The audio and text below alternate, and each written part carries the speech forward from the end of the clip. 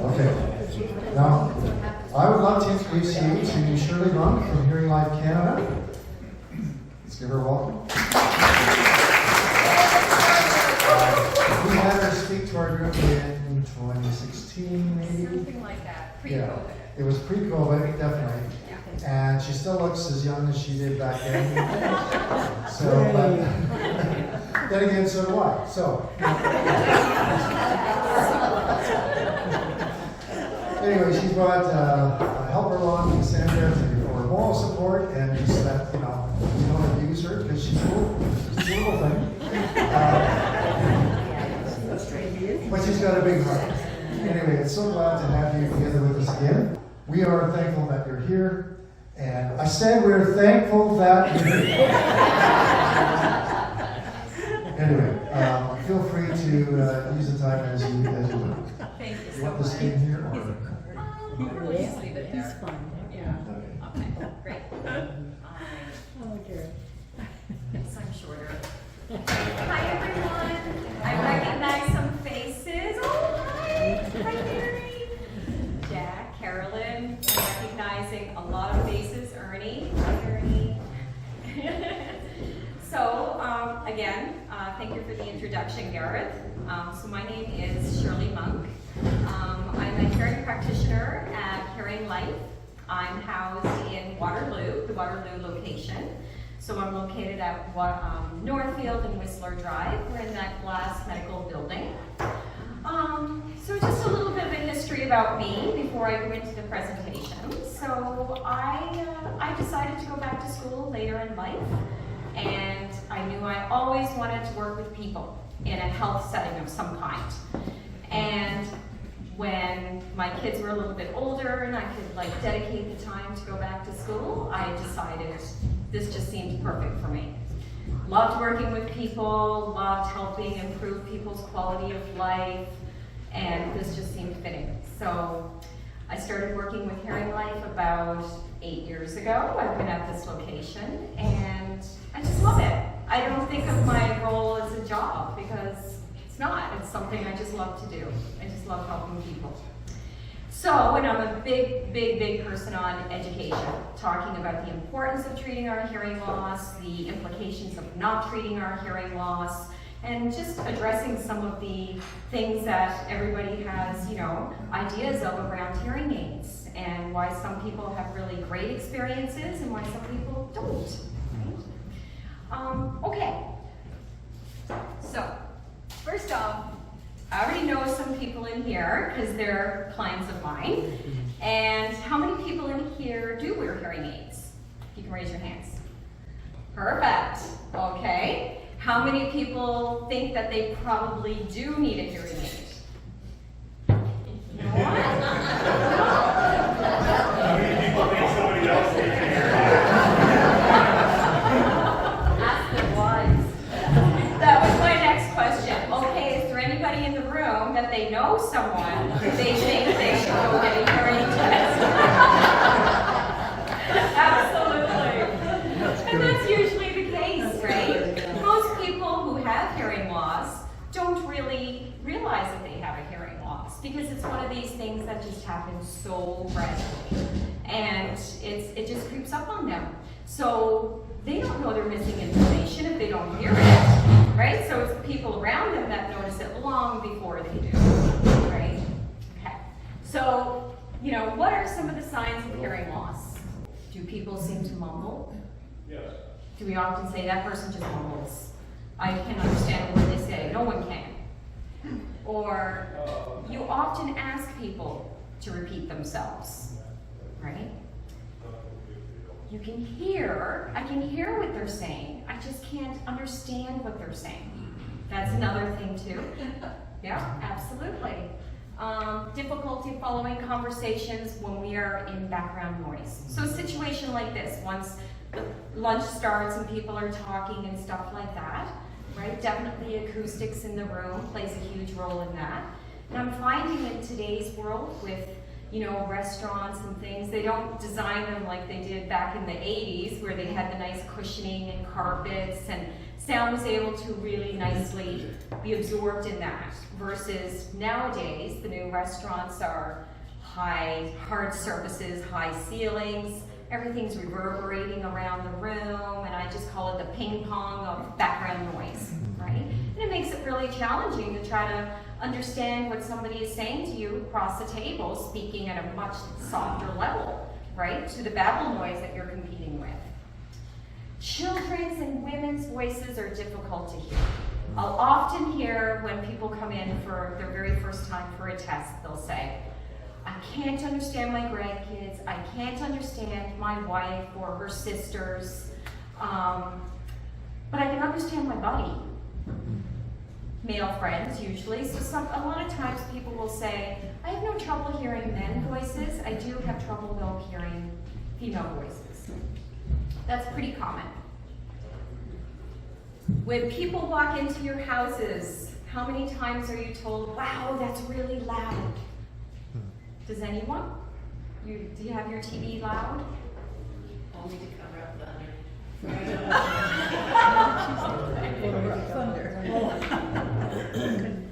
Or they're thinking that all the birds went away. Birds didn't go away, right? The birds are still around, but sometimes we miss some of those softer sounds, right? And that's one of the signs. Okay. All right. So, common reactions to hearing loss. I think I've heard so much, and this pretty much is a good idea summary around it. Denial. I don't have a problem if people just lost the art of looking at each other when we speak now, right? And in all fairness, we have to some degree, in some fairness of that, right? We live in a world with phones and tablets, and people got their heads down and they're talking, and then they look up and it's just like, I didn't catch anything you just said. You had your head down. So there's that. Or anxiety, right? They're anxious about it. This is a big thing, and it is. It's a very sacred thing, right? Our hearing is what attaches us to our identity. It attaches us to our youth, and it's one of those things that just makes you feel like you're lacking in something, and nobody likes to feel that, right? Searching for a cure. I've heard people say, no, I actually don't want to wear a hearing aid because then my brain's not going to work as hard anymore. And I'll get to something a little later about the brain and the link of hearing loss. Feeling powerless. Feeling like you can't participate in conversations anymore in groups with friends like you used to.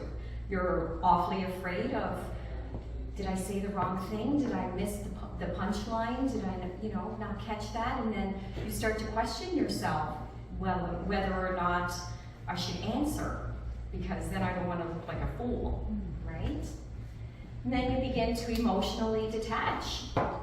That starts to seep in once you start to realize, I want to participate and I want to ask Bill this question, but I'm not 100% sure what Bill said. So you start to then emotionally pull away from socialization.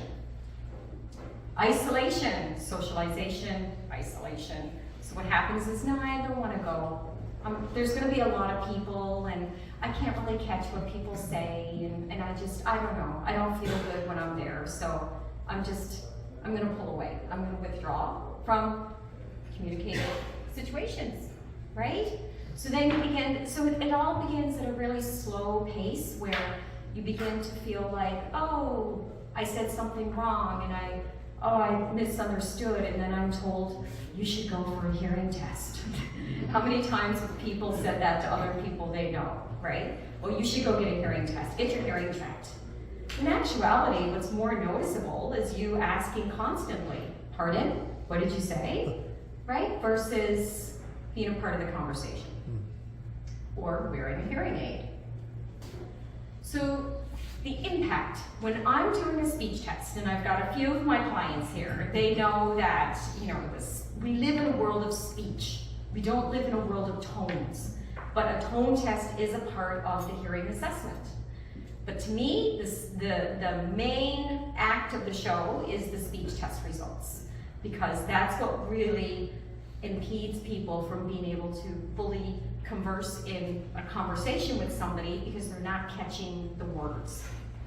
So a lot of the words that are captured in what's the higher frequencies in speech are the fun consonants, the softer sounds in speech. So you miss the t, t, those sounds. So luckily with our vowels, they're located in the lower frequencies. People do really well if we start off with a vowel in the beginning and we end with a vowel, because it kind of weighs the word, so it helps you better formalize it, get the word. But for example, right, like I said, high pitch sounds like the sh, t. And for some people, it all just sounds alike. Or then they just miscapture the word, and they think someone asked them to go do something, and they come back with something completely different. So that's one of the things in speech that people will notice. Another thing is for speech is they find that they actually have to be, and then they feel like, uh-oh, they think I'm like creeping them out a little bit because I'm staring at their mouths. I'm staring at everybody's mouths and making sure that I can, form the words together. That's a really natural thing to do. That's how you all learned how to talk in the first place, was by looking at your mom and dad's mouths to form words. So it's very natural to want to do that. Part that I love to talk about. Okay, so I often say to people, how do you think we hear?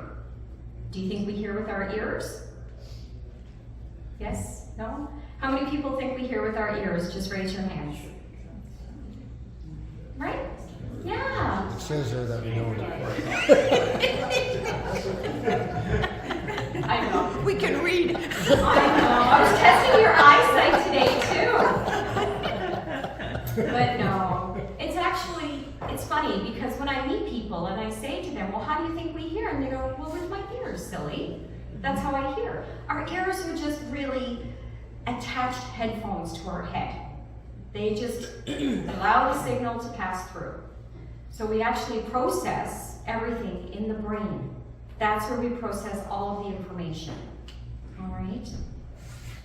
I'm going to talk a little bit about, I hate to say the D word and the A word, because there's no real proof of scientific link, but I'm going to talk to you a little bit about my experience working in the clinic and running cognition screens for 2 years.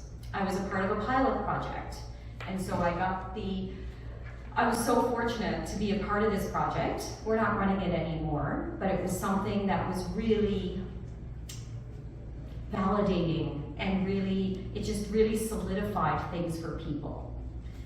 So where we process sound in our brain is the same, let's call it the neighborhood. It's in the same neighborhood of where our domains live in the brain for our cognition.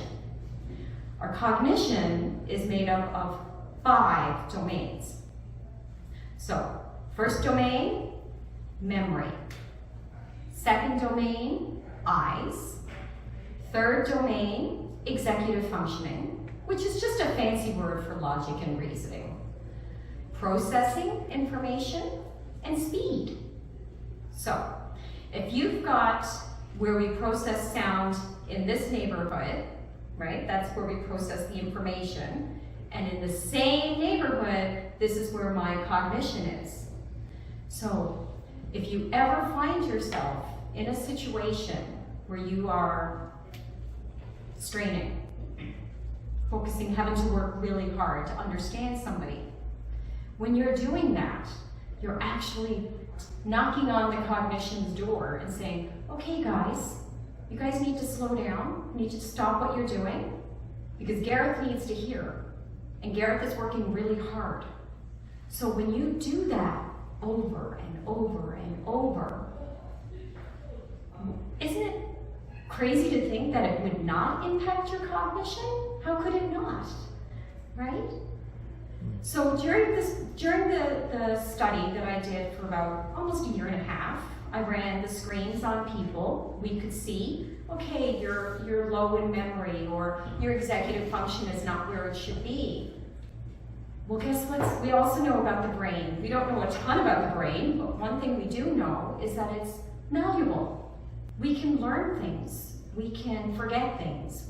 The brain is constantly learning, and we can learn it as something new right up into our older years. So I ran the screens. The person had clearly a hearing loss. We put hearing aids on them. We ran the screen in 90 days. Same screen. The improvement, I saw it with my own 2 eyes. They actually improved. Their scores got better. And it was because the brain didn't have to work as hard anymore, right? The hearing aids did the job. So then when you're wearing your hearing aids, you don't have to be doing so you're leaving the cognition, those domains, alone and letting them do what they need to do and allowing the hearing aids to take over and allow you to understand the best you can. That was so rewarding for me to be a part of that for 2 years. And I just feel like if people are educated and they know what they have to do, people will do it, right? Because we all want to be our best advocate for ourselves, right? We all want to do the right things. Knowledge is power, right? So how many people here, besides the people I know, have actually had hearing tests? That's good. That's awesome. All right. And how was that experience for you? Great. It was good? You had a good experience? Yeah? And are there some people here that would like to go get a hearing test, but they're a little scared maybe? And uncomfortable if they're told something that they don't want to know? Right? Yeah, absolutely, for sure. You're not alone. So, there's nothing wrong with at least going in and having a baseline test. Just to go in and see where you are, right?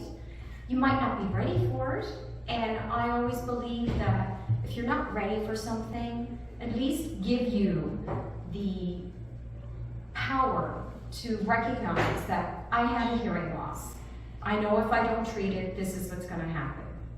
I'm not ready right now, but maybe I might be ready in the future. And by having that baseline test on file really helps us, and we can really monitor the progression. And tests are free. Not much in life is free, but tests are free. All right. So yeah, this is just to take you step by step of what would happen if you came to see me. So if you came in to see me for the first time, we fill out some paperwork. I take the paperwork. We then sit down and we go through some of the issues that you've been struggling with, things that you might have, had to see a specialist for. If there's how many people have ringing in the ears, lots of people generally do, right? So we talk about those things, and I take some information. Then I check your ears. So I'm going to take a look in your ears. I'm going to check your ears for wax, that sort of thing. And then we just proceed with the actual hearing assessment. The hearing test itself only takes maybe 10 minutes, not that long. It doesn't actually take too long to do a test. And then we talk about the results afterwards, okay? And during that time, what we do at Hearing Life as well is we always like for someone to come in with the person. We never like to see someone come alone. It's a lot of information. It's a lot of information to take in. And it's always good, as I say, it's good to have test readers at the appointment, because then if you forget something, at least that person's there to kind of say, hey, what about this? And it's really nice to have that person there who lives with the person with hearing loss, because I want to hear what they're going through. How is, Bill's hearing loss affecting you? And how does it affect you and your communication with him? Because it causes frustration. And like I said, a lot of times people with hearing loss aren't even aware of it. and don't realize the impact it has on people that they live with, because they're frustrated. These are the services at Hearing Life. We offer a full service on your hearing aids. We take care of you. This is just a sample of some of the things that we do here. We do the repairs, counseling. I swear, I think some days my job is just counseling, just talking to people. And I often encourage loved ones to come in. Sometimes people do come to the appointments alone, and they don't really know what to ask. They're overwhelmed, and just making that first step into the door, that in itself is a defeat, right? And it's scary for them, and you're opening yourself up to be really vulnerable and share something that you're kind of ashamed of or you don't want to admit to.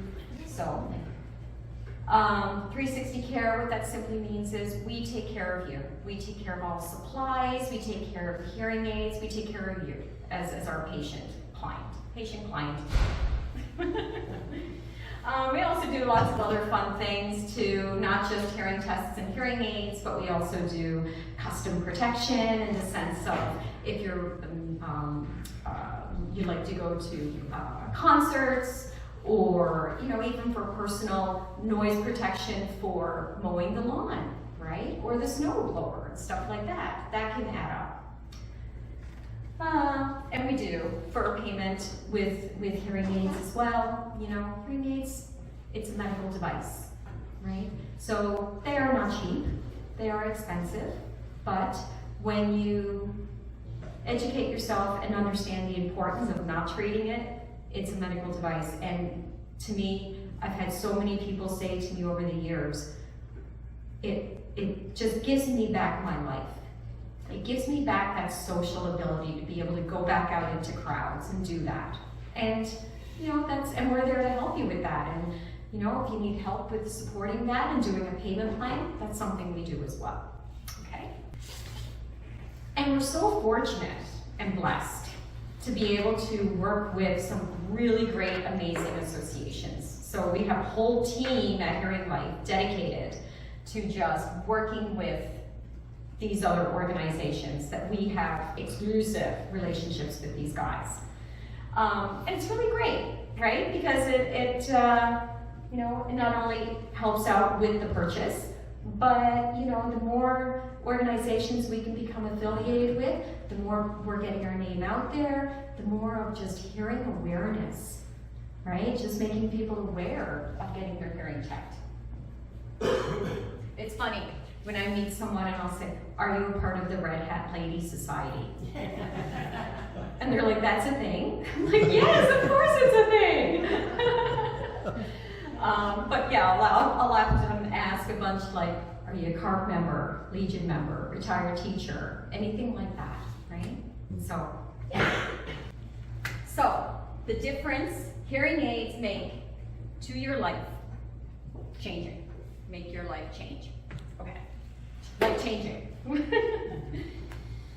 Well, I can say it just, when I've heard people say, "I can't believe it's taken me this long to do this," and what I've been missing out on, right? It improves, it just brightens you up. I've seen clients put hearing aids on for the first time, and their face just lights up because they can actually hear the cars going outside.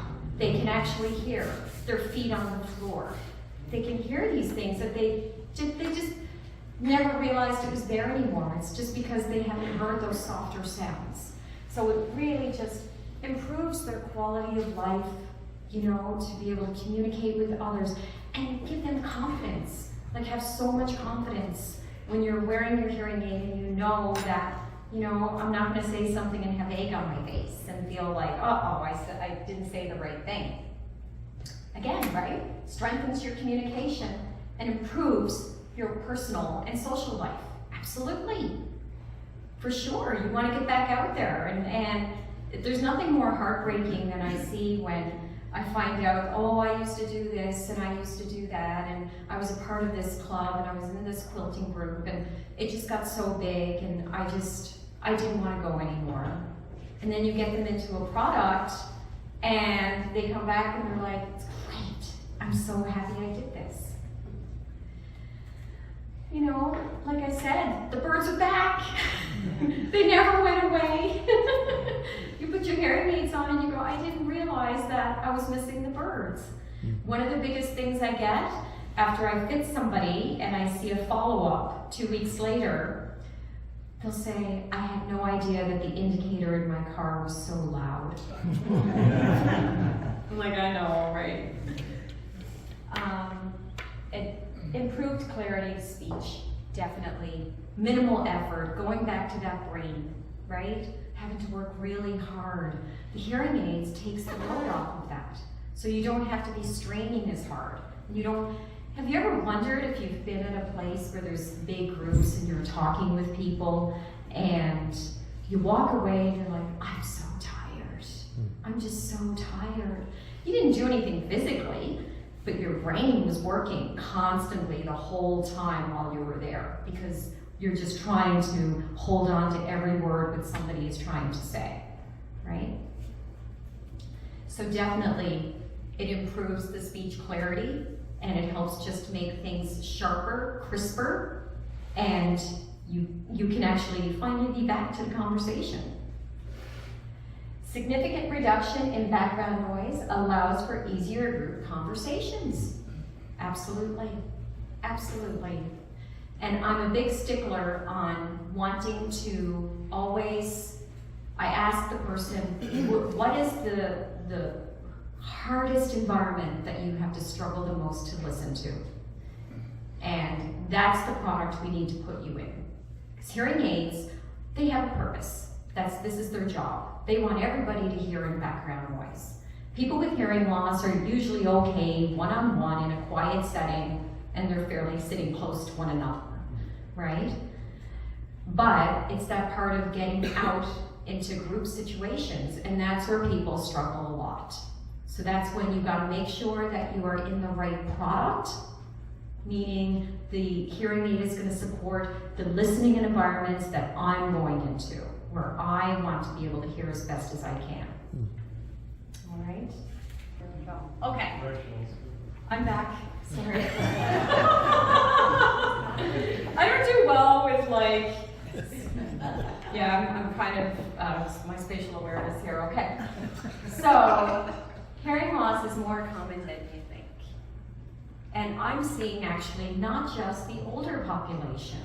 I'm actually seeing a lot of younger people.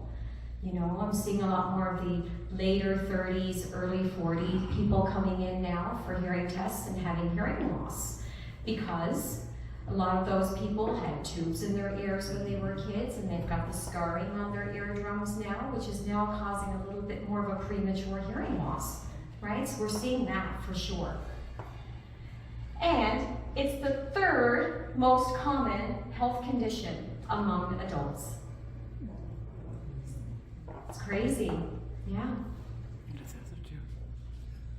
What are the other two? Hmm? What are the other two most? What's the first? And I second. I don't know. It's okay. I'm being honest. I know hearing loss is third. It's probably vision or, yeah. So, remember I talked about at least coming in for a baseline. You may not be ready for it. On average, when people are told that they have a hearing loss, I usually won't see them if they don't decide to act on it and treat their loss in the moment. I'll see you when you're ready in about 5 years. And that's the stats, right, that have shown. And the only thing I can stress importance on is what's happening in those 5 years cognitively. How often are you doing this, right, in that 5-year span? So I feel like if people are equipped with that information, knowing that I'm like compromising myself here every time I do this, then maybe that number could get from 5 to maybe 3. right? Okay. And 80% of people aged 55 to 74 who could benefit from hearing aids don't use them. How many people have hearing aids and don't wear them?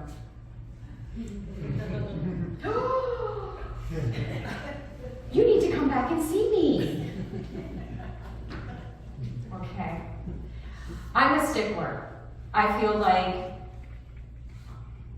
I'm invested into this person. I want this person to wear their hearing aids. If I pick up on anything that they're doing this for someone else, they're motivated by someone else wanting them to get their hearing aids, like their husband or their wife or their kids, what ends up happening is they won't wear them. And when they do wear them, it's going to be maybe a few times a year. And then they're going to hate wearing them. I would too. I thought of something the other day and I brought it up. It's, I thought about it and I thought, the hearing loss didn't happen overnight. It happens very gradual, right? So it's going to take the brain a little bit of time as well to get used to hearing aids. It's not like our glasses. We don't put glasses, we put glasses on and we see perfect. Hearing aids, it's a transition. It takes the brain a little bit of time to get used to that as well.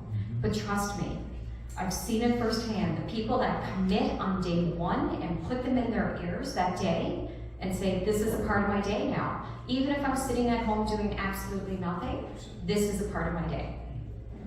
And those are the people that if they ran out the door and ran to the grocery store to buy something and they didn't have their hearing aids in, they feel naked to some degree, right? They feel like, I feel like I'm underwater. I feel like I can't hear. It's amazing how the brain can climatize, you know, to not hearing, being so used to that and so gradual to getting hearing aids. But it takes the brain to get used to get to the other side where you can't go without your hearing aids. So. What's the relationship between someone who should get hearing aids today, but they wait 7 to 10 years, as far as the relationship to, had they started then, where would they be in their hearing cognition 7 years later, as opposed to waiting those 7 years? Yeah, and like that's scary, right? When you think about it, when someone puts it off for so long, definitely they're at a greater risk. The saying says, right, if you don't use it, you lose it, right? So by them waiting, are they putting themselves at risk of cognitive decline? The studies have shown it, right? There's, you know, like I said, I don't like to use the D and the A word, but definitely it has an impact on that. Will their hearing loss drop, continue to decline? Absolutely.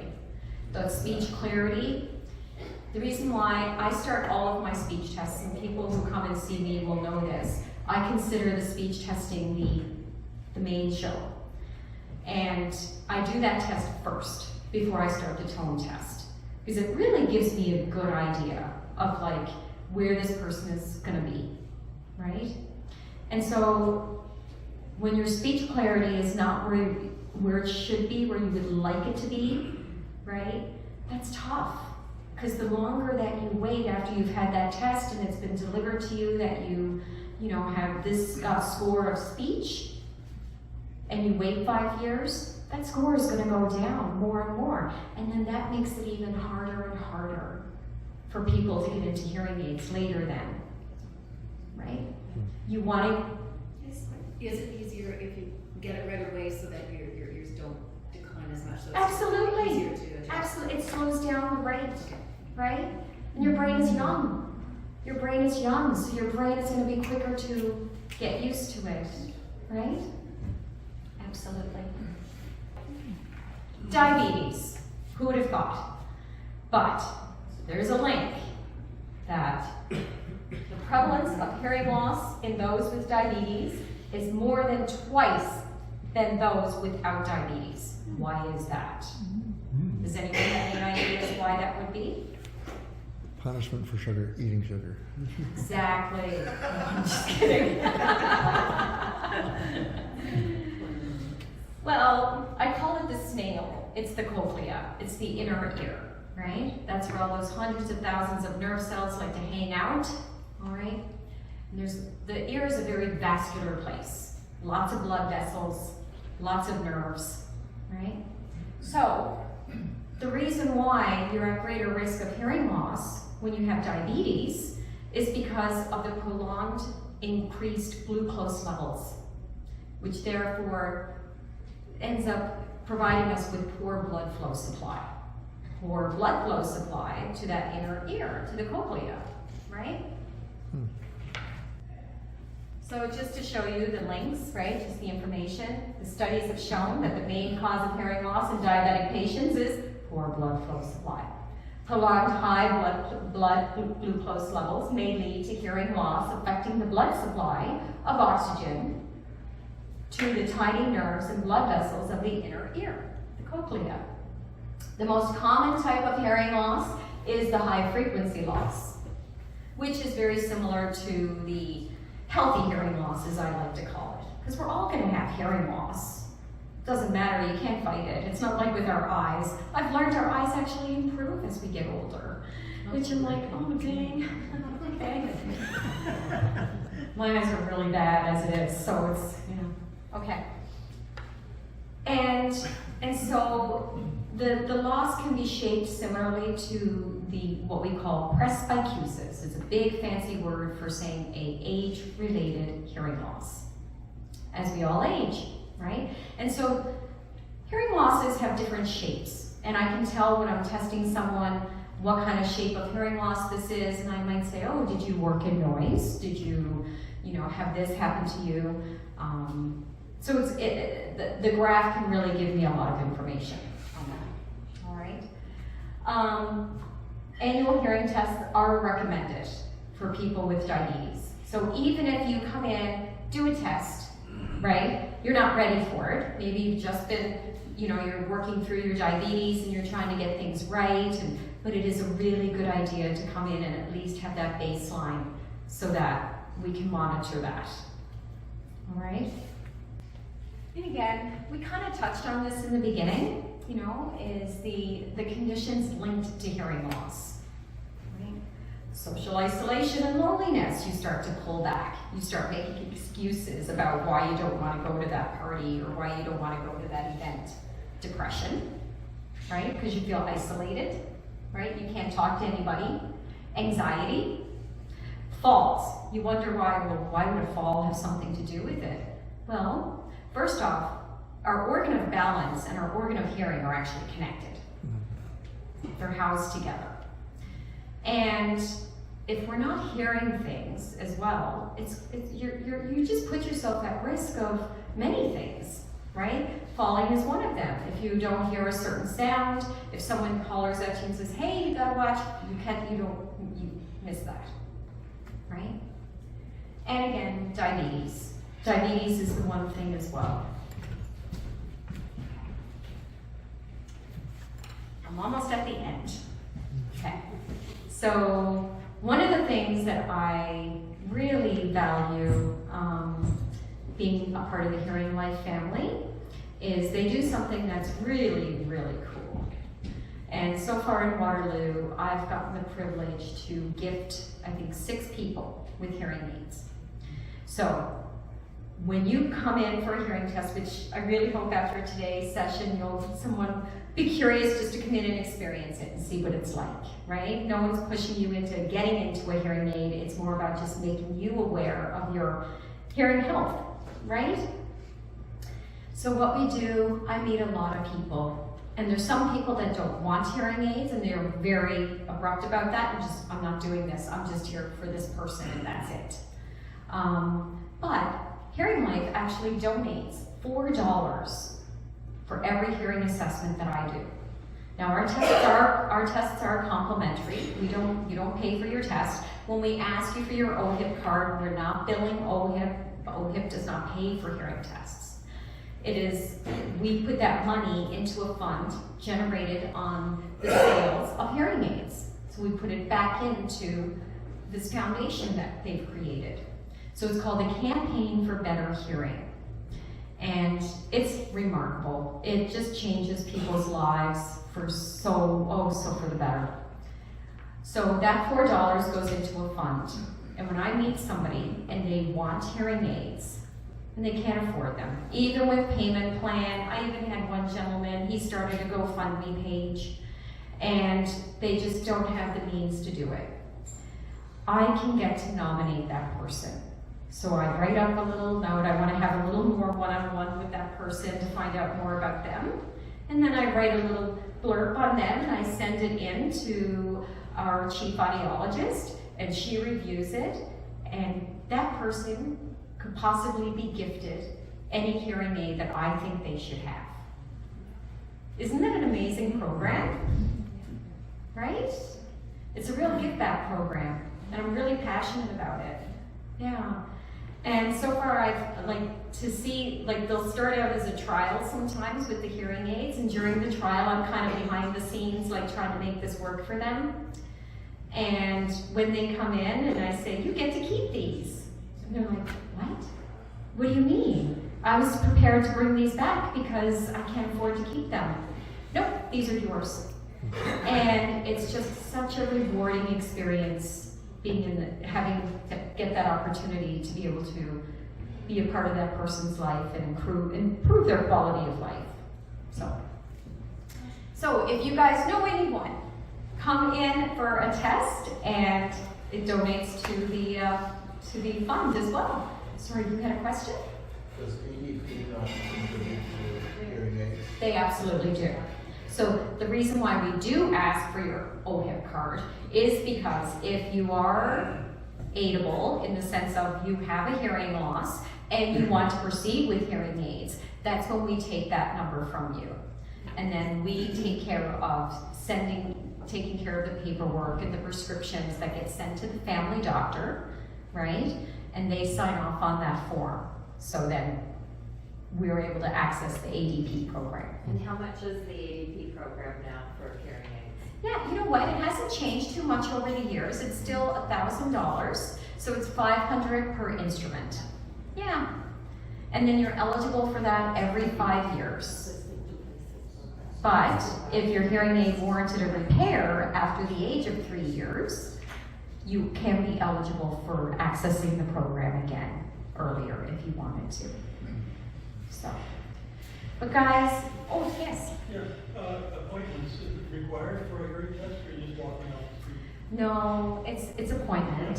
Yeah, for sure. You book an appointment, and most appointments are an hour long, and we take that time more to just learn more about you. We actually want you to bring someone along with you if you can, for multiple reasons. The other reason why we ask for someone else to come along is because we like to perform a demo in the clinic. If time persists and we're able to do it, it gives the person a good feel for what it would be like, hearing that familiar voice for them. So yeah. Do you have contact information? I do. I brought my business cards. On the table. They're on the table. Yes. So my husband and I have been together for 41 years, and my husband has got hearing aids, and they really have improved his life and our life together. But the one thing I noticed is where on the hearing aid can we turn off that selective hearing?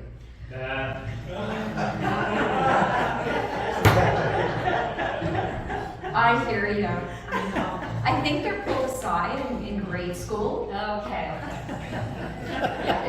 And the other thing I find that they do too is we're going to do something really bad when they ask us to do it.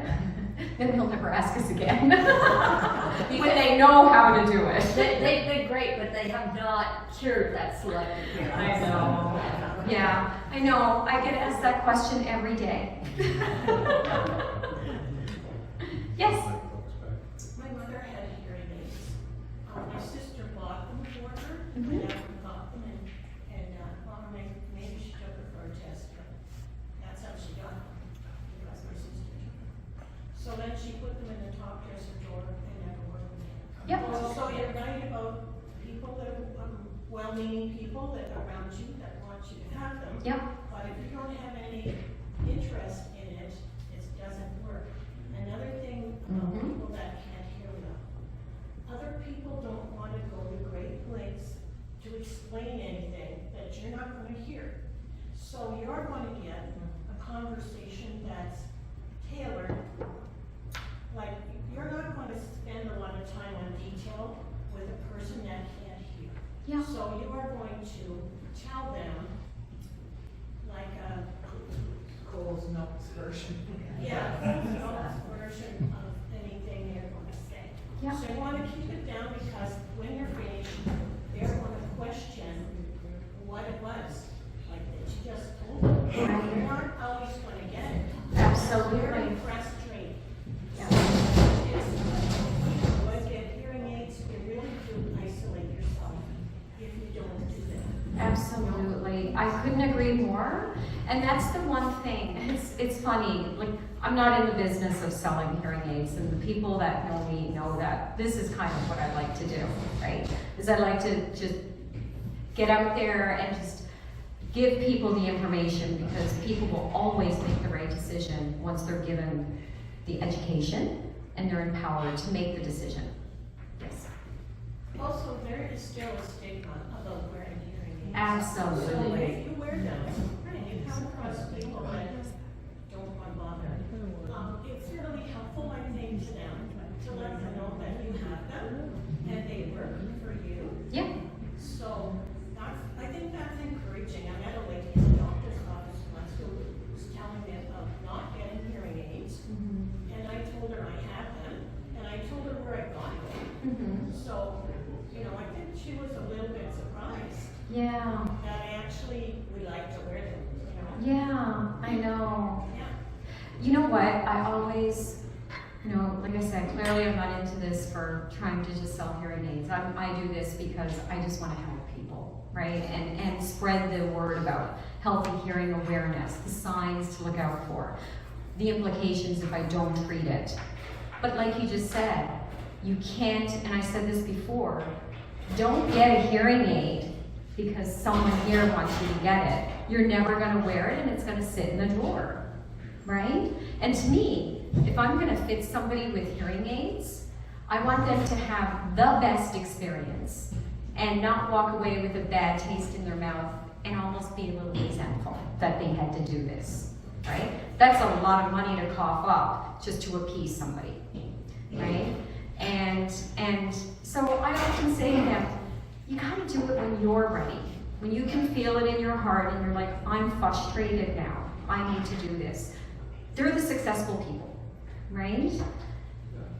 Yes. Shirley is the least pushy person in the world. She would not push you. I know, Thank you. and I love it. Oh, thank you, Carol. Yes. Is there a point where your hearing aids, don't work anymore, like that you can't bump up the hearing anymore? Is there anything to do then? Is there any visual component, or like with when you're deaf, you can learn sign language, but someone who's already adjusted to hearing aids probably isn't going to be wanting to learn those things. Plus, the rest of us might not know how. Exactly. What else can they do, or Great question. So there are things, and this is for people that I meet and say their speech score. I was talking about speech scores, right? How well we do. So if I meet somebody, I test them, their speech scores they're not that good. But that's not the end all be all. There are things that we can put in conjunction with the hearing aids to help better support their communicative needs. Whether it's a TV adapter so they can get back to watching television again. Whether it's a remote mic where they hand it to a friend, the person clips it on, and they can get to talk, right? So different phones you can get to help better support you, so it goes right into the ears. And it's, there's lots of things that you can do to help put in conjunction with the hearing aid, right? Yeah. The other thing I just wanted to mention is hearing aids that we remember from when we were kids that were very, very clunky and everybody knew you had a hearing aid. 9 times out of 10, people don't know you're even wearing hearing aids these days. They're just right behind the ear. They're And so discreet. Yes. Yeah. And that really helps with your dignity too. Absolutely. You know, I take pride when I'm fitting somebody, and I treat every person that's in my office and I'm fitting them. I'm fitting them the way that how I would want to feel when I'm walking out of that appointment. I want to feel confident. I want to feel good about myself. I want to feel like I have this big monstrosity thing off my ears. And, you know, like I get that, and it's not going to go away, right? The vanity component of it and feeling, oh, I got a hearing aid. What's more noticeable though is when you're constantly going, pardon, pardon, pardon, versus if I put on a hearing aid and I get it fit properly to me where it's nice and discreet and if that's what you're looking for, there is no shame in that whatsoever. There's no shame in that. Yes? If you're interested in saving money, is Costco a viable alternative, or is it you kind of get what you pay for? So Costco is, you kind of get what you pay for, okay? They're probably my biggest competitor, Costco, because for the rest of all the other chains out there, clinics, we're all in the same ballpark for pricing, right? The thing about Costco, I love Costco, I buy at Costco, I don't mind it. However, there's a few things you need to be aware of when you purchase from there, meaning if, oh, I don't want to wait 3 months to have to go in and have my hearing aids turned up, I'll just go to these folks over here. Your hearing aids are actually locked in the sense of you cannot go anywhere else. There's no fitting program to connect the hearing aids to program them for you, right? I know that Costco has manufacturers that they are only privy to, so it makes it really challenging for us if we say, because we offer price matching, we recognize people are going to shop around, and we, you know, with Costco, it makes it very challenging if they came in with a quote from a manufacturer that no one else works with, only Costco. Well, I can't do anything with that, right? And I'll be honest, like I've had a couple of people leave and go to Costco, and they were back within a year. And they just said, you know, because Hearing Life, like we used to be Listen Up Canada. I'm sure there's many people in this room remember the name Listen Up Canada, right? And we pride ourselves. You know, this is my manager here today, and she is the biggest supporter of all of like, we just want them hearing. We just gotta get them hearing. Doesn't matter, whatever we gotta do to help this person. And to me, I feel like the customer service really just supports that. So the hearing clinics are fairly competitive, right? They're within a few $100s of each other, most of the legitimate. I would think so. Other clinics, not Costco. No. Yeah. No, Yeah. For the most part, they are. Yeah. Yes. Oh, I was just gonna say, I'm Shirley's support here. In addition to what she said about them being locked, is the technology is not, so when we talk about different levels of technology, the technology level in Costco is, it's not comparable. What they consider advanced or premium product, if you look at the actual features that are on there, which is really difficult to do because they don't provide any of the white papers, like, which every other hearing aid manufacturer does. So you can go to anybody and say, oh, this is this, you know exactly what it is. We're not able to get that for Costco. They don't provide it at all. So, but we try to find out because we want to know what's happening. And it's the technology level. If you're saying this is a premium product at Costco, it is not equivalent to a premium product at another hearing aid. So it's a bit deceptive wording because nobody knows what does premium mean. Well, that's really hard. I mean, it's a full-time job to keep up with all the different manufacturers and what the technology is. You know, there's continuing education all the time as somebody who works in the field. So as a client or a patient or a consumer, let's say, you just can't do that. And it makes it really difficult when you use those kind of terminologies because you really can't compare. Yeah, absolutely. It can be challenging. But hey, you know, I've seen people come in and they're not a client of ours. They walk in and they have a hearing aid and it's a Kirkland. Kirkland is not a hearing aid manufacturer. Just want to put that out there, right? They're not. So what they do is they buy in bulk, they rebrand it, put casing on it, and call it a Kirkland. Kirkland's actually not a registered hearing aid manufacturer. So as a consumer, you want to know what you're buying. You want to know exactly what kind of product is this. So, but yeah, that's the extent of my presentation. I know I've gotten a few questions. I know the soup is up. So if there's any other questions, I'm going to hang around for a little bit. But yes, I just want to ask yes. if your hearing had something to do with forgetfulness. Absolutely. It's one of those 5 domains, the memory, right? So, and I would see that come up all the time. I would do the hearing test while I was doing the pilot project. I would do the hearing test. Then I would invite them, ask them to participate in this cognition screening.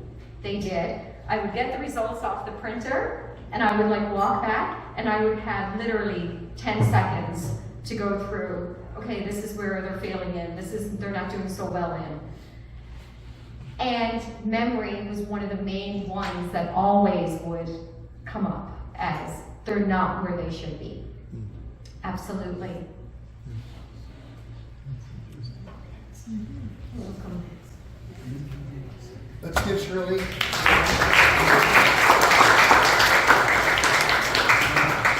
She mentioned this program.